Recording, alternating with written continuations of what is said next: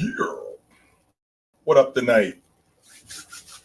I'm wondering when I think about championship contending teams and players more than anything. And I want to I want to get to the bottom of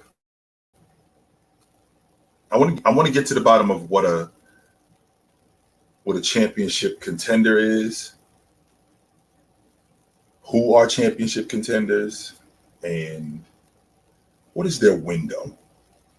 Like these teams that people are under the impression that this team can win it. All right, well, if that's true, right?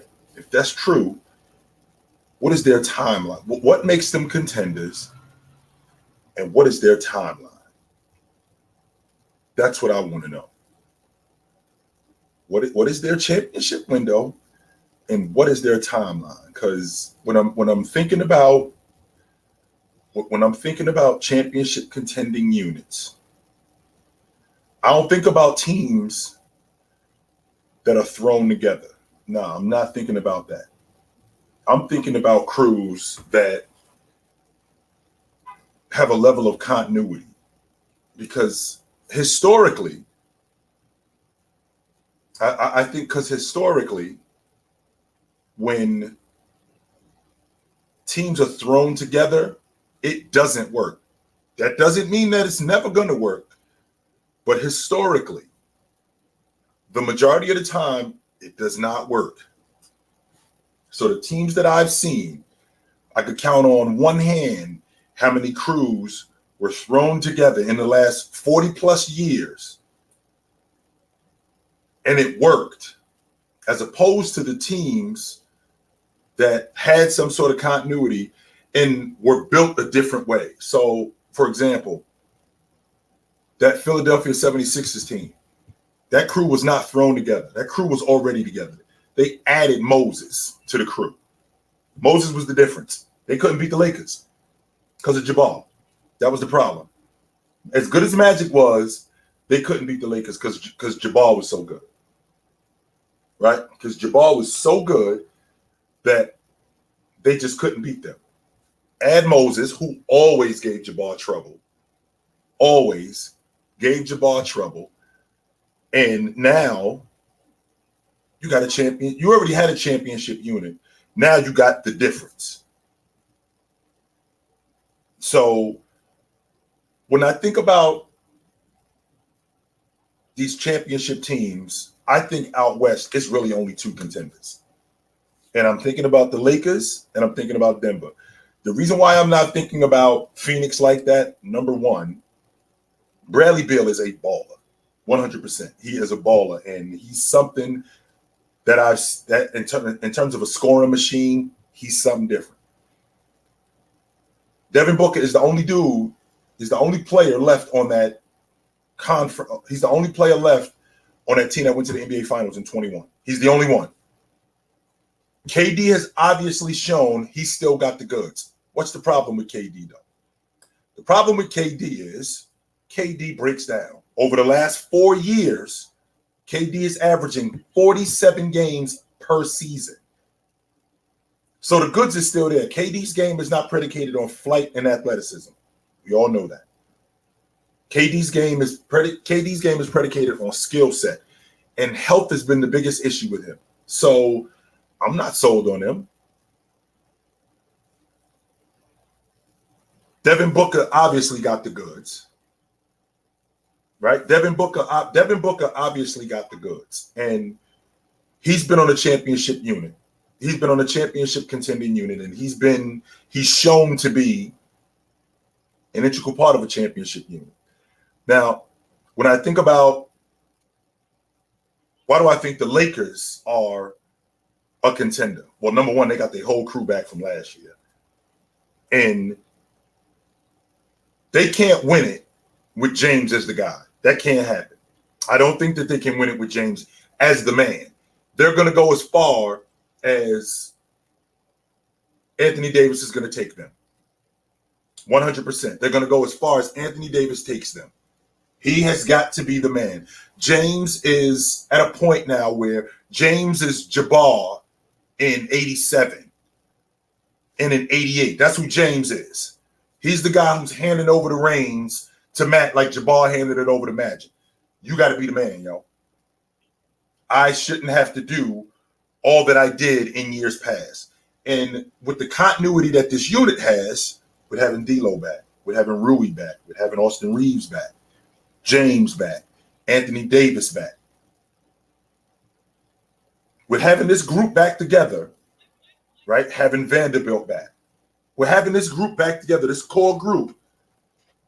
I think that they have a good shot at winning it. However, it's going to be predicated on what Anthony Davis can do. The favorites in the Western Conference are the NBA champs. That's the Denver Nuggets. And they've got their core for the next 2 seasons. And I think that their window is the next 2 years. This year and next year. Because their core is under contract for the next 2 years. So I think that their window is the next 2 years. The Lakers, I think their window is this year. And the reason why I feel like their window is this year, because James is not a spring chicken anymore. Anthony Davis has proven that he will break down. Now, he's also proven that he will dominate too. So this is the year in terms of a championship window. I feel like that they can prove that they can at least get there. If they can get there, I think they got a shot. But that's going to be off the strength of Anthony Davis. And I think that window is open right now and right now only. When you talk about other crews, again, when you talk about crews getting thrown together, that Philadelphia 76ers team in 83, when they got Moses was the difference. That crew was already together with Bobby Jones and Andrew Toney and Mo Cheeks and Doc and Caldwell. That team was already together. They switched out Darryl Dawkins, brought in Moses Malone. 84, 85, 86, that Celtic team was built from the bottom. They switched out Vernon Maxwell, right? They switched out Vernon Maxwell, and Kevin McHale took that over. The Lakers, that unit was already put together with McAdoo. They brought in McAdoo later, but with Jamal Wilkes, Jabbar, Norm Nixon. With those 3 guys, then you add Magic, right? Then you add Magic to that crew. It was already a good crew. Magic was the difference. Very much like Moses was the difference in Philly. But that core was together. That crew was together for a long time. So then you get the Bulls where they draft Jordan and then they build that thing around him. Isaiah. They build that thing around him. Moving forward, I think Philly did it. Once Doc moved on, Andrew Toney ended up getting hurt. Doc moved on. Andrew Toney ended up getting hurt.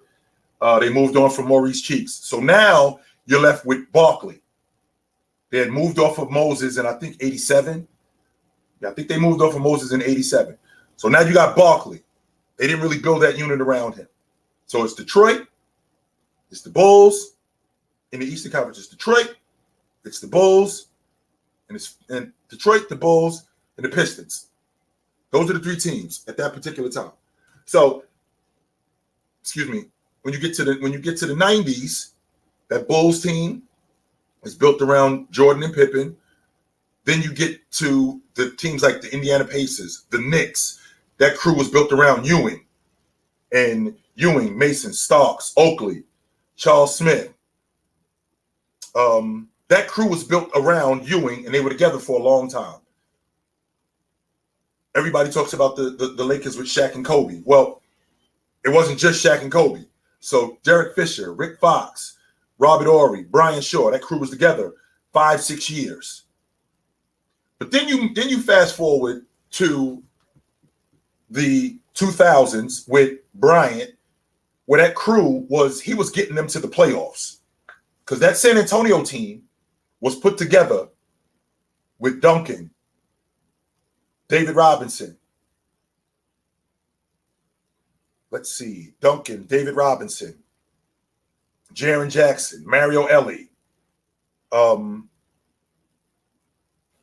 That crew was kind of thrown together. Sean Elliott. The core of the crew, Avery Johnson, Sean Elliott, David Robinson, Tim Duncan. That crew was together for a while, and they ended up winning it. And then they moved on from Avery Johnson and Sean Elliott and brought in Manu Ginobili and Tony Parker. And that crew was together for a long time. Then you bring in Bruce Bowen with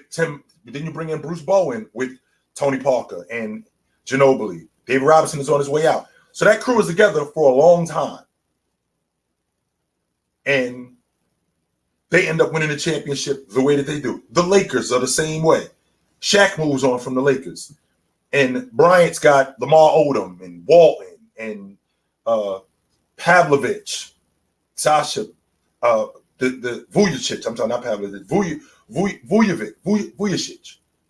Him, Bryant, Lamar Odom, Walton. Let's see. These are the dudes that's on that crew. And they're not really serious about winning. But then they add Gasol to the crew. But that core was together going to the playoffs for a while. You add Gasol, he's the difference. Then you get the Golden State Warriors, where they started with Curry. Then they add Klay Thompson. Then they add Harrison Barnes. They add Harrison Barnes. Then they add Klay Thompson. Then they add Draymond Green. And then that core is together for a long time. But in between that, James jumps on this Miami Heat crew. And there's a window there before they can win it. Even though you get together, when they get together, there's still a window there. Like, all right, what's our window before we can win this thing? Before we got a legit shot to win this thing. Before we can legit win it. What is our window? And that Miami Heat team, it took them 2 years to win it. Because they didn't build that thing. They just basically got together.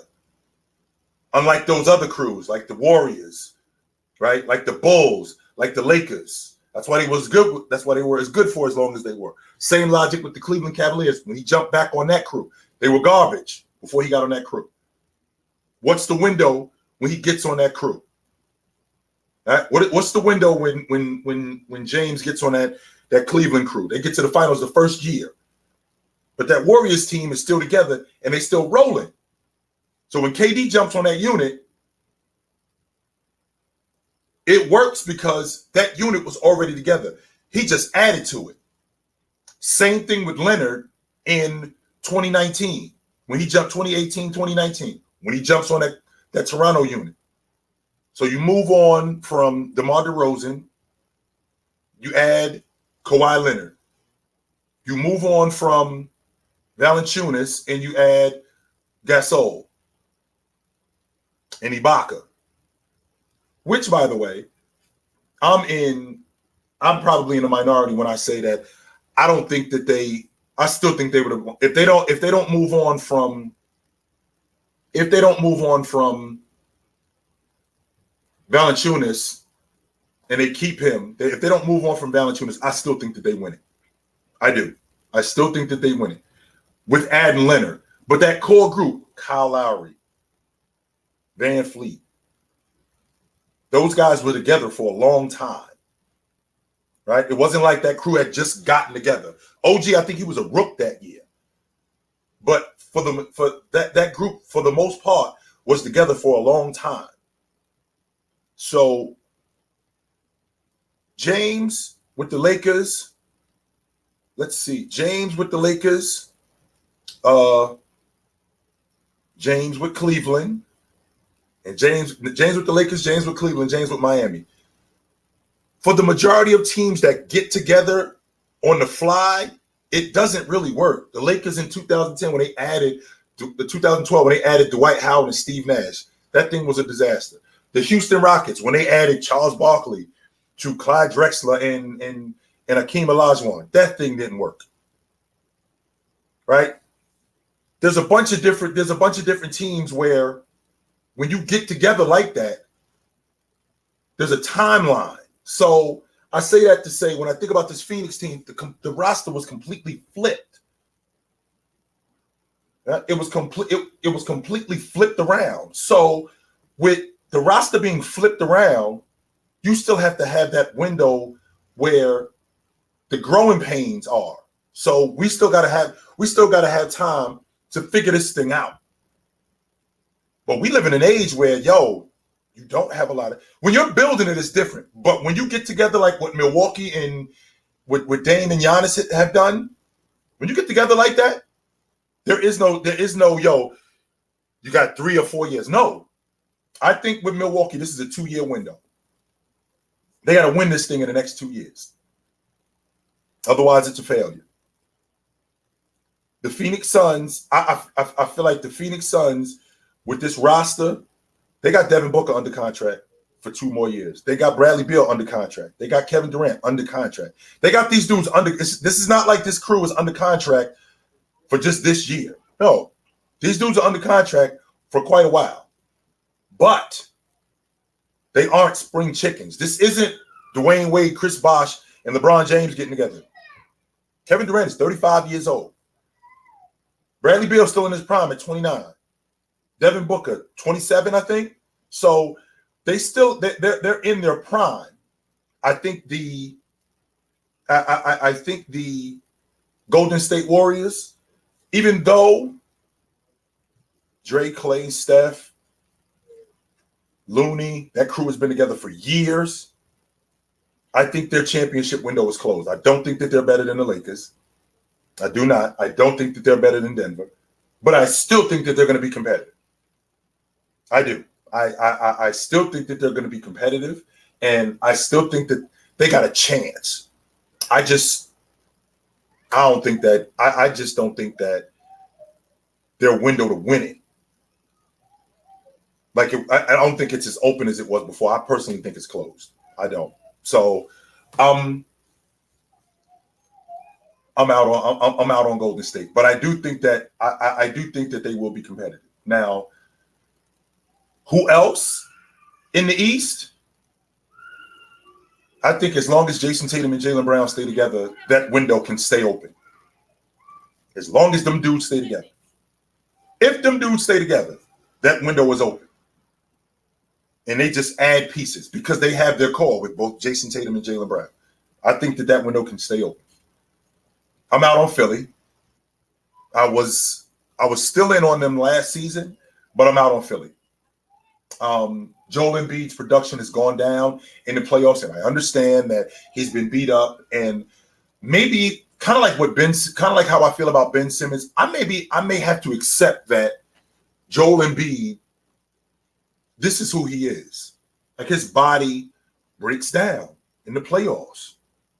Maybe. I'm not saying that I'm totally out on him, but I'm out on Philly. I am.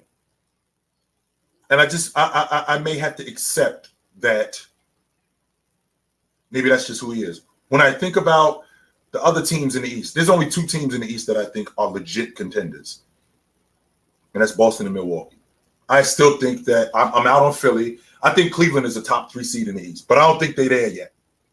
I don't. Which, by the way, with Cleveland, I actually wouldn't be surprised if they was in the Eastern Conference Championship. That would not surprise me at all. That would not. But it also wouldn't. I think that they're a semifinals team. I don't think that they're an NBA Finals team yet. I think that they're making strides. But it wouldn't surprise me if they was in the East Finals. That would not surprise me because they've gotten better. They went from building that unit, how they building it. They go from the play-in tournament to getting Donovan Mitchell, right? They go from the play-in tournament to getting Donovan Mitchell and being a top 5 seed in the East. And now they go from being a top 5 seed in the East. I think this year, Evan Mobley is better. I think Darius Garland has now gotten a taste of the playoffs, and he knows what it looks like. I think he's better. And I think that this team makes that jump. I think they're a semifinals team, but I wouldn't be surprised if they made the East Finals. That would not surprise me. So I'm wondering from you guys, right? I'm interested to know from you guys, what teams do you think are contenders, and how long is their window open in terms of a championship team? Because I got two of them. I got two of them in the West. I got two of them in the East. Two of them in the West. I think it's the Denver Nuggets and the Lakers. I think the Phoenix Suns are heavily dependent on Kevin Durant. And over the last 4 years, what I've seen from him, he's broken down, and there's no reason for me to believe that he won't break down again. So that's why I think he is. That's why I'm not all in on Phoenix, because they rely on him a lot, right? They rely on him a lot. So I think the Lakers, because they got their core back, I think that they got a legit shot. Denver's the team to beat in the Western Conference. And no matter who else you talk to me about, New Orleans, Dallas, the Warriors, let's see, all those other teams, whoever you're talking to me about, the road to the NBA championship, Memphis, doesn't make a difference. The road to the NBA championship goes through Denver. I'm convinced of that. And in the East, I feel like it's Milwaukee and it's Boston. And I feel like all the other teams, are fighting, not for respect, but I feel like they fighting and jockeying for position in the Eastern Conference. So I'm interested to hear from you guys how, in terms of a championship window, who do you think has whose window is open the widest, and who are the contenders? So I'm interested to hear from you guys. What up? What up? What up? You know why I'm in here, bro. How you like that ass kicking this Sunday? Oh, I didn't think we was gonna go undefeated. I'm not ridiculous enough to think that we was going, and it felt like one of them days too. For even though we got started early, it felt like one of those days. If he would have made that kick, Leaf, have you ever seen your boys win a game where you was like, I will take it. Good.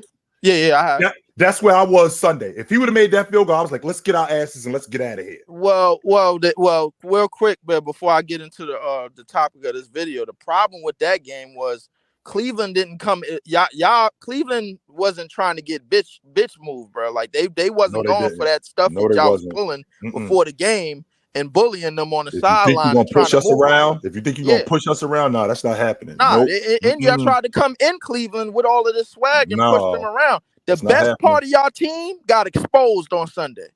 The best part of y'all team got basically weakened and exposed on Sunday, because once they went press coverage, that was y'all ass. And then they went cover 3 and they could go over the top. And basically Brock Purdy was forced to spread the field, and he ain't ready for that yet. And also too, that safety blitz was killing us. Oh yeah. That safety and that corner blitz was killing us. Because the Browns not only as one of the top defenses, but they got dogs in the secondary. Yeah, they do. Yeah, but it was a bad Sunday. But again, I had us before the season started. I had us winning 13 games, so that's where I'm at with it. I had us winning 13 games. I ain't have us going undefeated. I ain't that ridiculous. No. All right. But to get to the topic of this video, I had obviously you out on Phoenix. You know I'm out on the Lakers, and probably for the same reasons why you out on Phoenix. You talked about Kevin Durant not holding up. Me personally, with the additions of Bradley Beal and Devin Booker, I think Devin Booker has proven that he can carry somewhat of the load during the season. I think he's like at least proven that, man. Listen, even though he's the last man standing over on that Suns team, and now they look a lot different with Frank Vogel, because they're gonna have a lot of effort. I'm not saying that for no reason, because I seen that yesterday in the preseason game that I streamed on my page when we played the 76ers, and they didn't have Joel or James Harden, and they came out there guns blazing on defense. We turned the damn ball over 27 times. 27 times in that game, bro. Again, 8 of them from Ben Simmons. Yeah. But the thing I know, even though we didn't have Mikal or Cam Johnson, which is basically our floor spacing, because once Ben Simmons got the ball, it was like everybody was in the paint. That shit was looking like the 90s. Right. Like when everybody just collapsed the paint. But the Lakers I'm out on for the simple fact that I don't really depend on.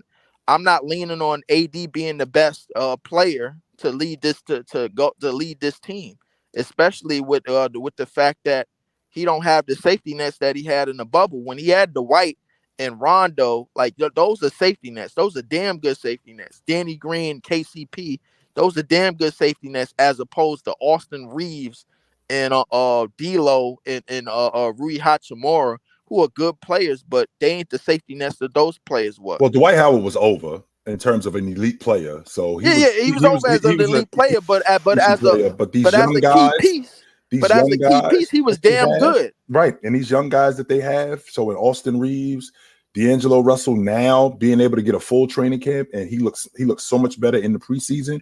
Rui Hachimura, Vanderbilt. I'm more relying on these guys today as opposed to back then. Now, when I look at the thing that I'm concerned with the most is I've seen Anthony Davis take teams to the playoffs, and I've seen him take 2 teams to the playoffs and perform in the playoffs. I have seen that. The difference is can you get us to the finals? Because James can't do that no more. James can't do that anymore. Can we throw it on your back and go, yo, no. Can you take us there? That's the thing that I'm concerned about, because I've seen him dominate in the playoffs. I already know the answer to that question. Not only is a no, it's a hell no.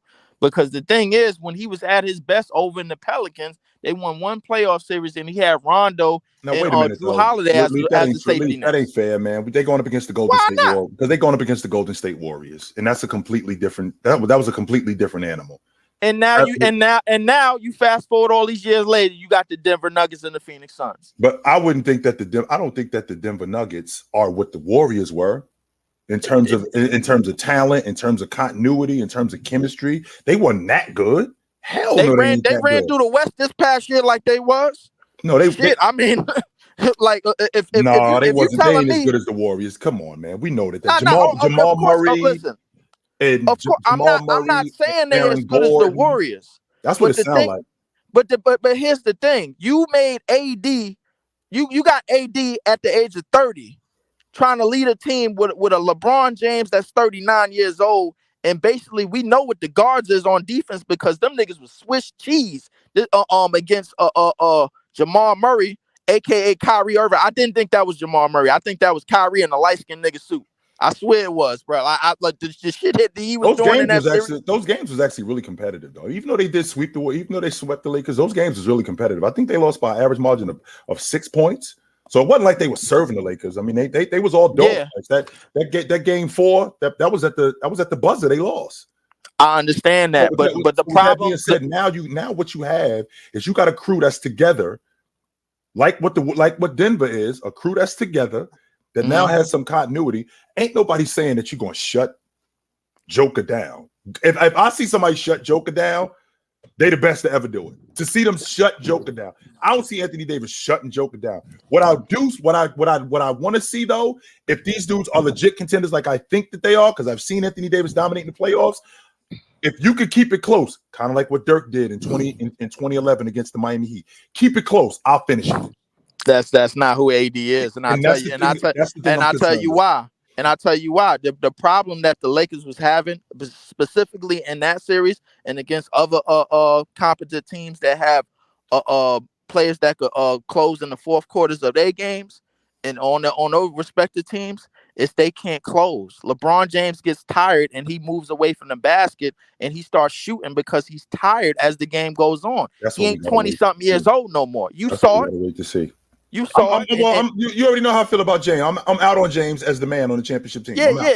And AD, and you got AD who basically got to play all the defense and do all the rim protection. But like, you leaning on him to have these games good on defense and on offense consistently every night. Listen, the only person consistently that I've seen him show up for was Giannis in these past couple of years. Every time you see Giannis, bro, like, oh yeah, I'm signing up for him. I'm loading up for him. But you know for a damn fact, and going off of this past year and now coming into this year, that AD, one, he doesn't want to play center, and two, he's not a guy that's going to give you consistent offensive nights, but when he has defensive responsibilities every night, he's not going to do that. So who you going to lean on? Austin Reeves? When you go up against Phoenix, when you going up against Bradley Beal, Devin Booker, Kevin Durant in the postseason, who you gonna lean on? Austin Reeves to carry that? Yes. Hell no. Yes, you are. You're gonna lean on Austin Reeves. You're gonna lean on Anthony Davis because it's not like Anthony Davis is because Anthony Davis can have a 19 and 16 game and they can still win. He can have that. That can happen. He can have. But what he can't have against that Suns team, yes, yeah, all right. Because if he's having a 19 and 16 game, that means that they have at least slowed them down. They ain't gonna stop them, but they've at least slowed them down. What he can't have is he can't have a 12 and 9 game. That can't happen. No, a 19 and 16 game, a 20 and 15 game. I think that they got a shot, but if they're gonna win, it's got to be 25 and 12 or 25 and 14. It's got to be 30 and 20. It has to be that. So I think he can do it. I'm just not sure, and I got to see it. If they could win, listen, I already know this is the same thing I try to tell you about the Boston Celtics. That listen, now you basically leaning on your stars with the Lakers, that's basically proven that, listen, they need some support system. The same thing with the Boston Celtics. They need some support nets. The support nets that they have right now, and I know Porzingis looked good in the preseason. He throwing down lobs and doing all this stuff, and he looking energetic. But the thing is, it's really just showcasing the fact that by the time playoff come around, is he going to be there? Are you going to rely on him? Are you going to rely on Drew Holiday? Are you gonna rely on Drew Holiday to be the other safety net? Because now, your two top players, and you know how I feel about them on Boston. Now they can't have no drop offs. The same as AD. You just said it yourself. 25 and 12 versus a team like the Phoenix Suns, who just came off a postseason where they was damn near dropping 80 with KD and between KD and Devin Booker was damn near dropping 80 against. I doubt that's going to happen again. I don't think that's going to happen again. That's the thing. A lot on it. Well, the thing is, listen. I put it to you this way: if the Lakers come out there and play, and they got the same defense that they seen against the Denver Nuggets, and you just seen Jamal Murray damn near average 32 in a 4-game sweep, what the hell you think Kevin Durant and Devin Booker going to do to them? I don't know. I don't think Kevin Durant. Well, what I saw in that playoffs, what I saw in the playoffs with Kevin Durant, I mean, he was averaging 20, and it wasn't an efficient 27. It wasn't like he was getting to the rim. It wasn't like he was KD of old. No, that's not what it was at all. And we're not gonna sit here and talk about Anthony Davis like he was just okay in the playoffs. They went to the Western Conference Championship, and that was on the strength of Anthony Davis. Now you could be out on him all you want. I'm not totally out on them. I gotta see. Was it? All right, let me ask you. Was it really on the strength of AD, or was it on the strength of just with good matchups that they had against Golden State? It wasn't good. It wasn't good matchup because they would have beat Phoenix too. You could fight that all you want. They would have beat Phoenix, but are they going to beat Phoenix this year? Is the question. Yeah, I do think that they're going to beat Phoenix this year. Yeah, I do. All right, Leaf, I'll get with you, brother. No doubt. I'll get with you, all right, man. Yep. What up?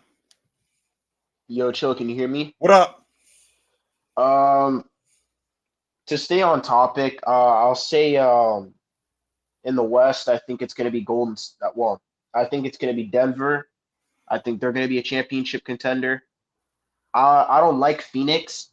I think they got worse defensively, giving up their best rebounder and their best defensive end, their best paint defense. You're not going to be able to outscore play. You can outscore players all you want in the regular season, but when the playoffs kick in, you got to play defense. Even in the regular season, you can't just outscore everybody. You got to slow people down because you're going to run into teams that are going to slow the game down. Every team you play, you're not just going to be able to outscore them. No, because everybody doesn't play the same. There are teams that play defense. There are teams that are going to slow you down. There are teams that are going to do that. I don't trust KD playing defense like he did in Golden State. Bradley Beal doesn't play a lick of defense. I don't trust Devin Booker playing defense. Who's their starting big now? Who'd they get for starting big now? Nurkic. I don't trust Nurkic for paint defense either. Like, it's the same thing, at least for me, for Milwaukee. Like, I see Milwaukee, like, they gave up a lot of defense to get Dame. I don't trust Dame in the playoffs. When it's time to actually play some lockdown defense, I don't trust Dame to play defense. They got really weak on the perimeter. I think that they can the difference, as much as I don't like what they gave up for Dame in terms of defense, I look at that Milwaukee team and I think that they can protect him with Giannis, with Brook Lopez, with that interior defense. I think that they can protect him more than he'll be a liability. So with that being said, that doesn't bother me as much. The growing pains of both Giannis and Dame together, I'm concerned how that's going to work. That's the thing that I'm concerned with more than anything. How is that thing going to work? What about if they play a jump shot shooting team, a team that doesn't go to the basket as much? Well, that's mostly what the NBA is anyway. So, I mean, most of the teams in the NBA are long ball shooting teams. So it's not like they're going to run into a team that shoots the ball and they're going to be like, oh shit, these guys shoot the jump shot. The Boston Celtics, I think they led the NBA. I think they won. If they didn't lead the NBA, they were in the top 5 in the league in 3-pointers attempted. 3-pointers attempted. So they're going to run into teams. Same thing with Philly, right? Same thing with Cleveland. They're going to run into teams that shoot the long ball. They're going to run into teams that shoot jump shots at a high level. The question is can they slow teams down? That's the $1 million question. You think they're going to be able? You think they're going to be able to? Yes, I do. I think that they could slow because Giannis is so good defensively. Brook Lopez, he's still got it as a rim protector and as a paint presence. I'm not going to go as far as to say as a rebounder, but as a rim protector and a paint presence, I still think he's really good. Bobby Portis is another dirty work guy that they have. So, and I think it's going to be a collection of guys that can protect Dame defensively. And I think that they'll be good in that aspect. Giannis and Dame have to get on the same page. I think that they have a 2-year window. And if they can't get it together in 2 years. Why don't you think it goes past 2 years? Why don't I think it goes past 2 years? Because Damian Lillard is 33 years old. The logic that he can still play at this level at 38. Give me a break. Give me a break, Dame. 38. You are not averaging 29 a game at 38 years old. You're not doing that. Oh, LeBron James could do it. Yeah, LeBron James is different.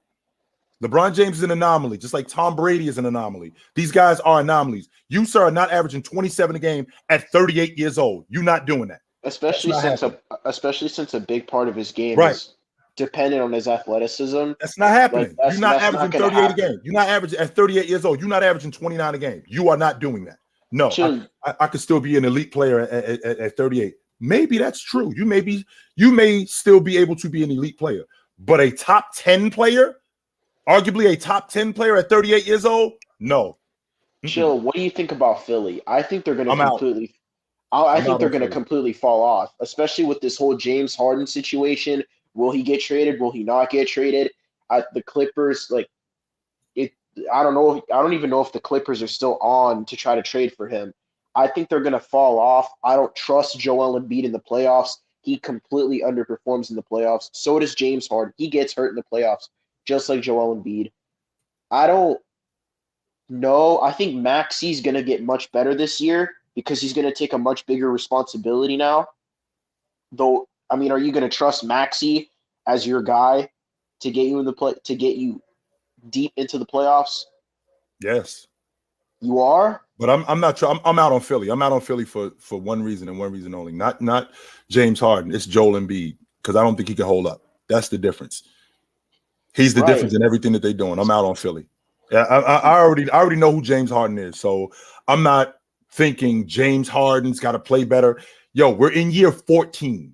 Like what else are you looking for? This is who James Harden is. This is what he's about. This is what he's always been about. When we saw him in 2012 in the NBA Finals, of course, the idea was James Harden is young. This is just an anomaly. This is just an aberration. No, it isn't. That's who he really is. This is really who he is. And he's shown us that for years. Number one, because he hasn't taken care of his body. Because he hasn't taken care of his body, he breaks down in the playoffs and he underperforms. So because of that, I don't need to know anything else about James Harden. The linchpin to this is Joel Embiid. And the reason why he underperforms in the playoffs, because he breaks down. A lot of times for unforeseen reasons. I mean, he broke his face against Toronto 2 years ago. He got bowled in the face, right? I get that.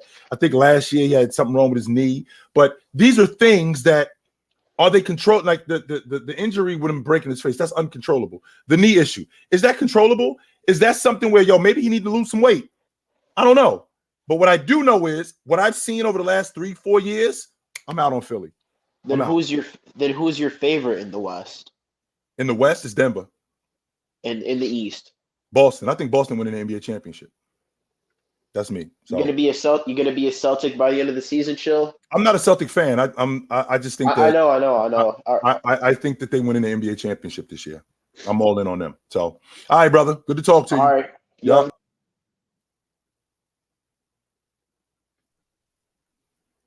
What up? Yo, what's happening? What's up, What's brother? going on? What's going on? Nothing, man. You know what I mean? Just, thought I'd jump on the panel real quick, say what's up, salute to you, man. Like what you're doing and everything, man. Appreciate everything, man. You know what I mean? You're one of the level minds on this YouTube platforms and everything, so I enjoy your content. Apparently not. I'm a kappa. I'm a liar. I don't know what I'm talking about. Man, that's just propaganda. That's just propaganda to boost up BS. I wouldn't even pay attention. You know what I'm talking about. You know what I'm talking about, right? I do. But anyway, referring to the topic, like the contenders I see this year, I think it's coming down to 5 teams. Now, Bolt, before you go any further, when you say 5 teams, these are the teams that can win it, not the teams that could get there, but the teams that you think can win it. I think I can win it. Yeah. It's 5 teams. It's 5 teams. 5 teams. 5 teams. It's but I'm favoring actually 3. Mm-hmm. It's the Bucks. It's the Nuggets. It's the Lakers. It's the Celtics. It's the Suns, but I tell you what, I'm with you on the Suns all the way, man. I mean, they lost too much. They're too small, man. They're too small. I just think flipping that roster like that. I mean, when you flip the roster like that, well, the Lakers flipped the roster like that in 1920. They had LeBron James. Right. It's different. Right. That's a whole different conversation, man. That's completely different. Well, Kawhi Leonard, they flipped the roster for Kawhi. No, they didn't. No. Right. That was already in place. They added Leonard and one that or was two it. things. That was it. Danny Green and on it. Later in the season, it was Marc Gasol. Right. They flipped they flipped the roster in Miami. Yeah. 25 years old. We right. James, man. In his prime, too. That's LeBron. How many teams are flipping rosters? Right. And winning it? Outside of LeBron James. Okay. Right. We ain't talking about that's a whole different situation. That's like you said, it's an anomaly, man. Come on, man. We're talking about flipping the roster over and figuring it out on the spot, by the way. Yeah. Figuring it all out on the fly. You know what I mean? But like I said, Phoenix, they're too small. You know what I mean? They relied too much on offense. You saw it last year, even with DeAndre Ayton. Yeah. That's why DeAndre Ayton wanted out of there, man, because he was being phased out. Yeah. Because KD was taking up the load on offense. Devin Booker was taking up the load on offense, and it seemed like they were kind of phasing out Ayton to have him do certain aspects like rebounding and playing defense. It's like number one overall pick in the draft. Right, like, wait a minute. Right. I'm a role player now. I'm just a rotation. Right. That's what I'm saying. And that's what I'm saying, man. That's it. Which I can appreciate. Don't get me wrong now, Bo. I can appreciate you wanting to be more of an integral part of the offense because before KD showed up, before Chris Paul showed up, he was almost a 20 and 10 guy. Right. He was damn near a 20 and 10 guy. You know what I mean? But that's what I'm saying. So, right. But I'm saying it. But it's like, like I said, his role got diminished all because, they were running a different offense. And now for, the reason I'm out on Phoenix, like you said, they're too small and that defensive prowess ain't going to be there no more. Yeah. Am I right about that or what? This is what I'm thinking about. When I think about the playoffs, right? I think about the game getting slowed down. That's what I'm saying. And the court is going to shrink. And then the court is going to shrink. It's going to become more of a half court. It's just much different when I get to focus solely on you for a week. Right. And I have the personnel to do that. Right. You're not a team like the Warriors where you're just going to be able to run it up and outscore people. I don't get me wrong. I think with the firepower that you have, I think that's realistic that you're going to score points. Don't get me wrong. I do think that. Right. But the other stuff, when the game slows down, I'm concerned with who your floor general is. Right. When you go 3-4 trips and you haven't scored, which is going to happen, by the way. Yeah. That's gonna happen. You're gonna go 3-4 trips when you can't score, where the game's gonna get helter skelter. Who is that guy? And I don't think you both, to be honest with you, I don't think you need John Stockton. I don't think you need Chris Paul. No. Who is that guy? Who's gonna be that guy that actually gonna get it? Ho, slow down. Slow it down, slow it down. Set the offense, you know what I mean? Who is that set it down, slow it down, set the offense, and like don't have like some helter skelter thing to where it's like everything is out of control and everything, especially in the playoffs, you know, because that leads to turnovers and and lost possessions. Contrary to popular belief, as much as Steph Curry was what he was, as much as Klay Thompson was what he was, Dre was a big part of what they were doing. He was a facilitator. When the game got out of control, it was Dre who was calmed everything down. You over there. Right. You right here. He said, he got everybody in their spots. He got everybody in their spots. You're that straight guy. up. And I'm thinking about the who is that guy? Who is that guy? That's the main problem. That's the main problem. You know what I mean? And I want to talk about a couple things before I get out of here. And the Lakers too. What did this guy leave? Like, he don't understand, man. Like, they got depth now. They got more depth than the Suns, if you ask me. Yeah. The Lakers. I think that them bringing back the core was more instead of flipping that roster and bringing back Rui, bringing back Reeves, bringing back D'Lo, AD, and then they added Christian Wood and Jordan Hayes. Yeah, bringing that, because now you got that continuity, right? And you have that continuity. You can't. And more importantly, AD don't have to play the 5 no more. He can play more the 4 with either Christian Wood or Jordan, what was it, Jackson Hayes. Hayes playing the 5, you know what I mean? So now they can preserve AD, and AD can preserve himself. More reason not, they can protect AD from himself. Because, you know, when AD has to do all that extracurricular stuff, I mean, he's not a banger, man. He's like a stretch 4. That's like can play down low sometimes. Well, he'll get in there and do some of the dirty work. He will do that, but he's not Malone, right? He's not Oakley, right? He's not that guy. Don't get it wrong. He will rim protect. He will do that. I don't really think he's even on Giannis's level, because Giannis is a whole nother level, if you ask me. You know, and the thing you think about that, I want to go to the East real quick. I think Milwaukee should be the favorite to win the championship. I actually got Boston. Me personally. The reason why I got Boston, because I think that this is the year that those guys, they get pushed over the top. Everybody was worried about Marcus Smart not being around no more. But just so you know, Bolt, I mean, you can show me everything.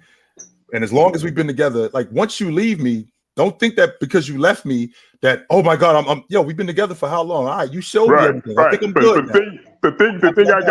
But the thing I've got a kind of major issue with Boston is Marcus Smart, for as maybe herky-jerky little bit as he was kind of a glue that kept them together a little bit. Just a tad, you know what I mean? He kept them together, and, you know, it just like, I don't know, man. It's just something is missing from the Celtics, man. You know what I mean? As far as like they got to the finals 2 years ago, right?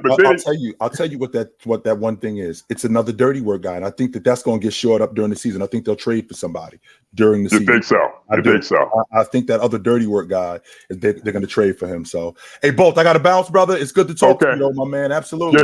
Yes, you too, man. Appreciate the content, man. Keep going. Absolutely. What up? What's good, Trey? You hear me? What up? Yeah, man. I feel like first to hit on Philly, I agree with you, man. I've heard you in the past talk about Joel Embiid, and you said you see a lot of similarities to Ewing. I do. I agree with that. I do. With that. I don't think they're doing anything. I think it's gonna be they're gonna fall straight on their face with all this Harden drama going on. I think Maxey will take a step, but I don't think it's gonna be enough. I actually wanted to ask why you're out on the Warriors. From what I've heard from you, I know you're big on championship pedigree, and I feel like they still have a good part of the core still together. I mean, Draymond's still there, Curry's still there, Clay's still there, and Looney's still there. And I mean, Gary Payton was on that championship team. Yep. And he's still there. If they can avoid the Lakers, I think we're talking, because I think the Lakers are better than them. And I hear you on that. They proved it last year. And you know this as well as I do when you're talking about championship teams. Matchups are everything. Yeah, Matchups are absolutely everything. So if the Warriors avoid the Lakers, I mean, I'm not completely out on them. If they could get a matchup with a favorable matchup, I think they could beat Phoenix. I think they got to, because what does Phoenix have that they don't have? We got buckets. Exactly. We can get up and down the floor just like you guys do. We got dirty work guys. We got youth. We have all of that. So I just think that the Lakers are better, and I think that the Lakers are better at this point. But I think that it's a matchup thing more than anything. That's why I'm out on Golden State. I think if they have to end up seeing somebody like the Lakers, I think that'll be a problem for them. But in terms of their championship team, last year was the first time since 2014, 2015, Dre, Clay, and Steph being together that they have not been in the NBA Finals when all of those three dudes was healthy. That was the first time. That was the first time. Another thing with the Lakers, man, who do you think is going to be the one to take sacrifice? Because they made a lot of offseason acquisitions. James. No, I'm not. I'm talking about that second unit. Actually, I'm not talking about James. We know James got a sacrifice, man. He an old man. But I'm talking about that second unit because they made a lot of acquisitions this summer with Cam Reddish and Taurean Prince. I haven't been watching much preseason, just been busy with life. But I know you have, being a basketball extraordinaire you are. So what's it looking like? Who's been not getting in the rotation?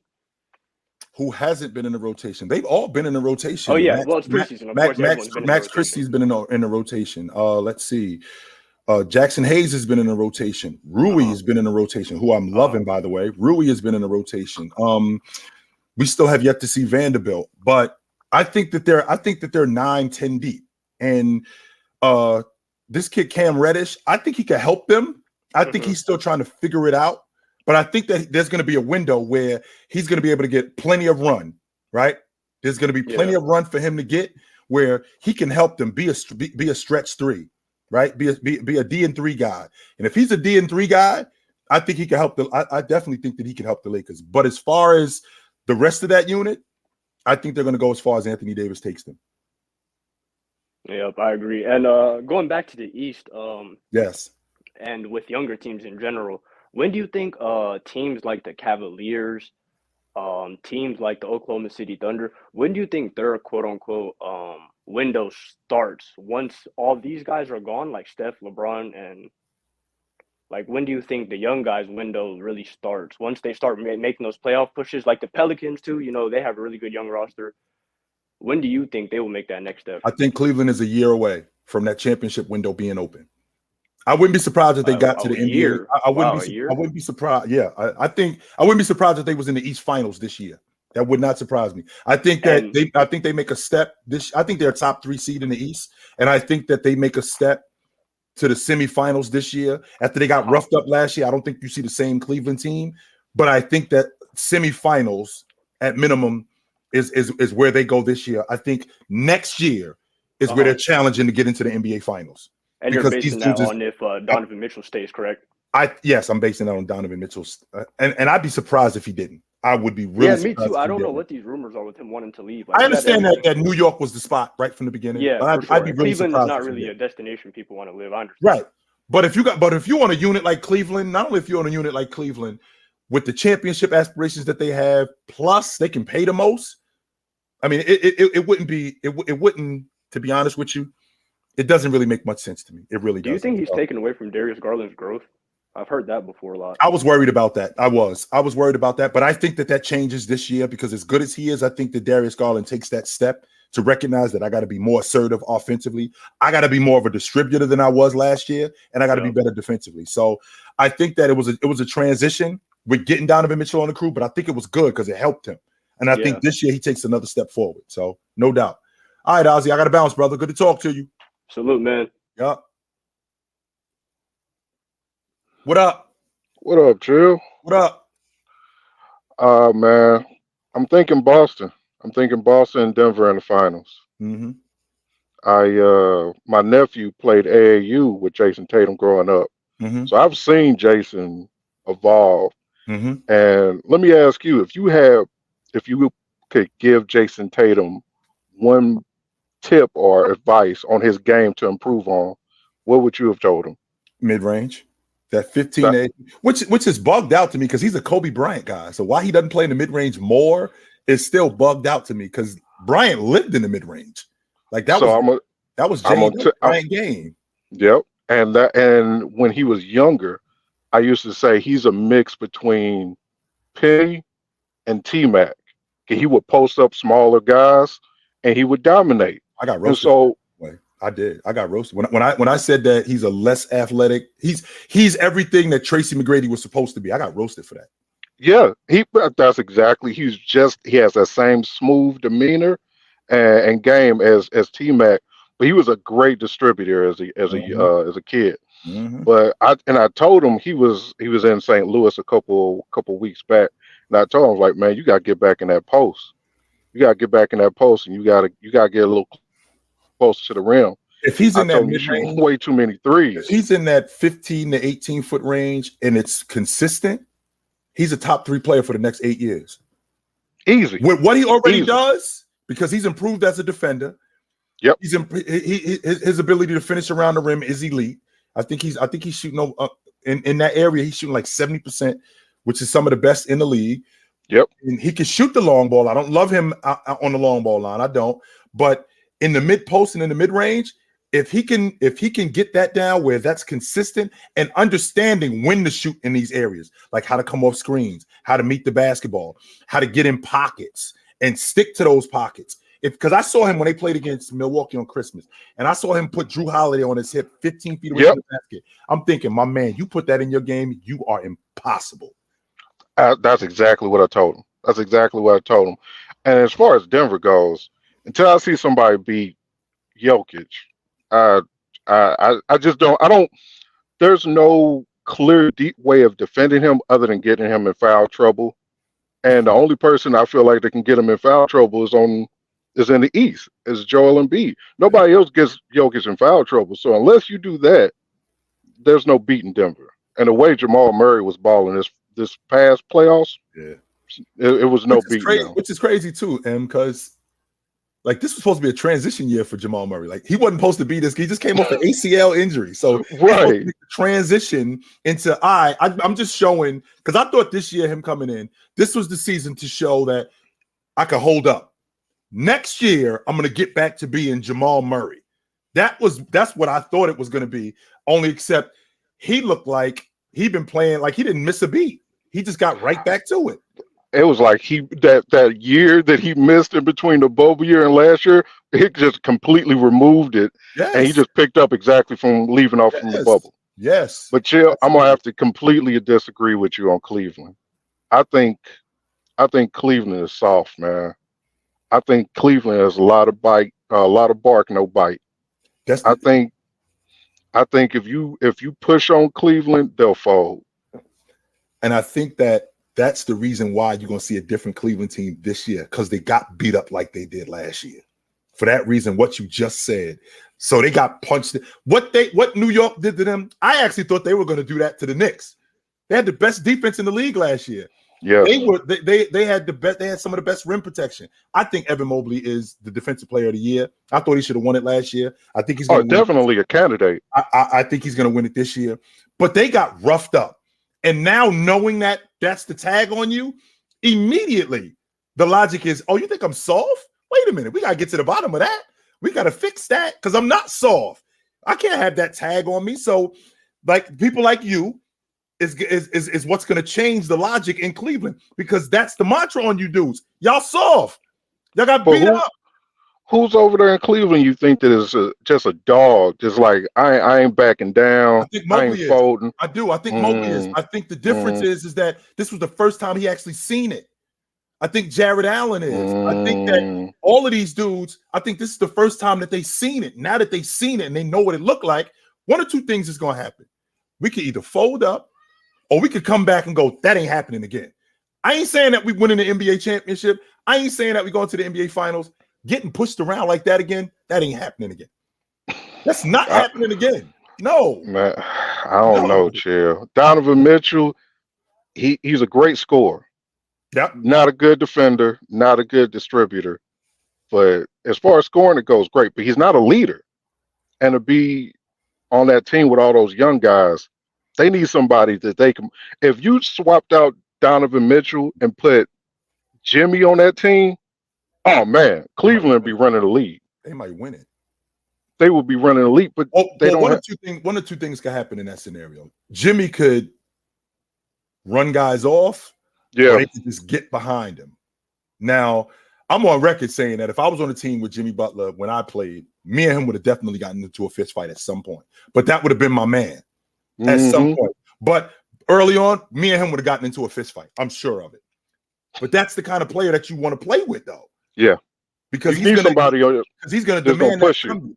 Now, I feel like with the defense that Cleveland has, they can protect Donovan Mitchell. Like, you always hear a lot of people saying, like, yo, you can hide this guy, hide that guy. You ain't hiding nobody because everybody know who you are. If you can't defend, we know you. We know you can't defend. The Dallas Mavericks, they knew that Steph Curry wasn't a great defender, and they went after him. So what did the Golden State Warriors do? They protected him by putting Andrew Wiggins on Luka and not switching, because we can't have that because we know that they're coming after you. So we got to do everything that we can to protect you. There's no way you hiding anybody in the playoffs because we already know who you are. So with that being said, I think that soft tag, I think people like you are what's gonna make them better because that's the tag on them now. Yo, you dudes got beat up. Y'all a bunch of chumps. Wait a minute, you think we soft? Oh no, we gotta get to the bottom of that. We gotta get to the bottom of that, no doubt. Talk to you, brother, no doubt. Hey, one question before I head out. Well, two questions. One, I saw an interview with Bill Bellamy saying he was Shaq's cousin. Right. I was wondering, are you related to Bill Bellamy as well? I'm not related to Bill Bellamy. No, I'm not. Okay. Okay. I was about to say, man, there's a lot of talent on that side of the family.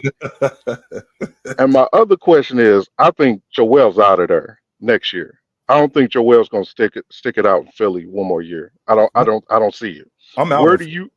Yeah, I think Joel's out on Philly at this point. So where do you think Joel would be best at? Anywhere.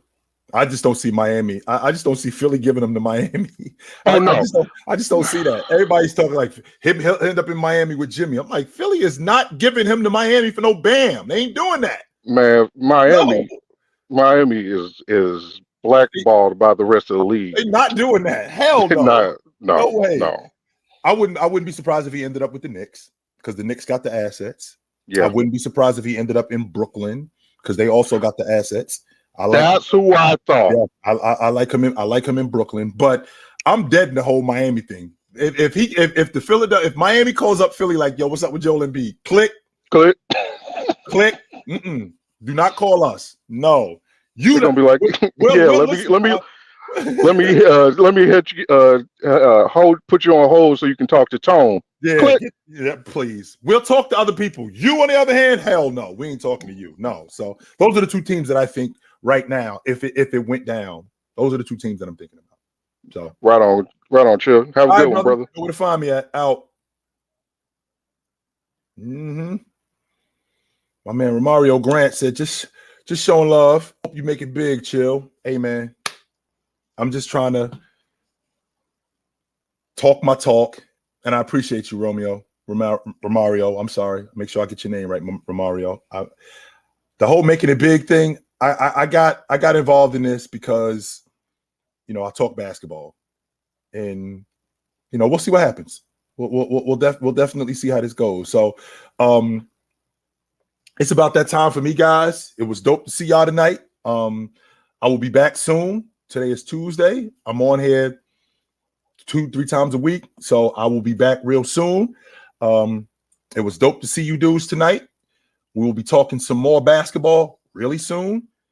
But until then, take it light, but take it.